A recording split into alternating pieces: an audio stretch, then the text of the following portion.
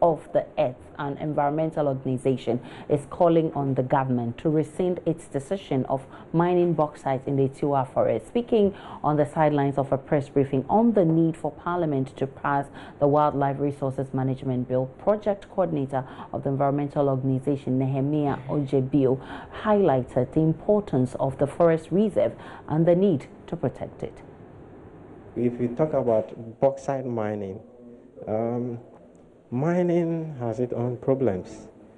The pollution it will cause to our river bodies. We have to make conscious effort to preserve, particularly our Atewa rainforest reserve.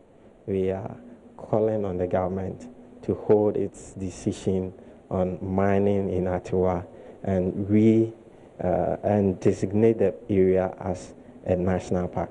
That will go a long way to benefit the nation in the long term.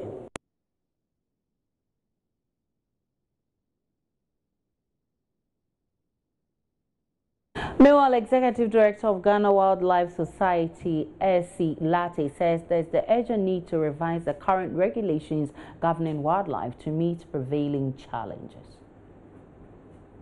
Governing our wildlife resources were basically passed in the 60s and 70s. And you agree with me that they cannot cope with the contemporary challenges we have now, or the challenges being faced by the wildlife sector.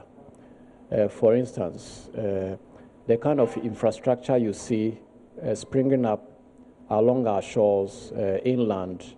I mean, we need laws relating to wildlife that can mandate or obligate the private sector at least to put safeguards into their investments when it comes to wildlife resources.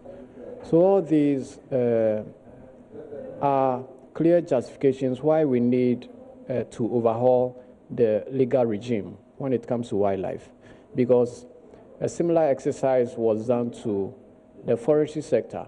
The forestry sector the mainstream forestry sector has gone through a lot of reforms and changes.